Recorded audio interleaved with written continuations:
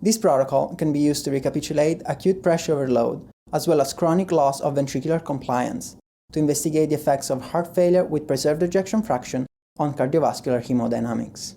Our lump parameter model is very computationally efficient, and the finite element approach integrates the electrical and structural domain for a more accurate modeling of cardiovascular hemodynamics. There is a strong clinical need for effective treatments for FPEF.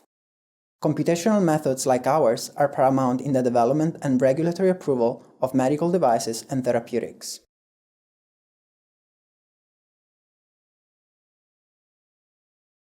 To set up a zero-dimension lumped parameter model, after constructing a domain in the numerical solver environment as illustrated, navigate to the hydraulics library to find the required elements, and drop the hydraulic pipeline elements into the workspace.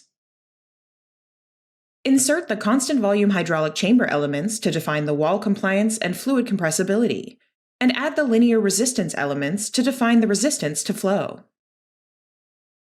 Model the contractility of each heart chamber through the custom variable compliance chamber element, and provide the parameters relative to each element as illustrated in the table. Then, insert a physical signal repeating sequence element for each of the blocks that require a time-varying user-defined input signal. Select the default ODE23T implicit solver, and run the simulation for 100 seconds to reach a steady state.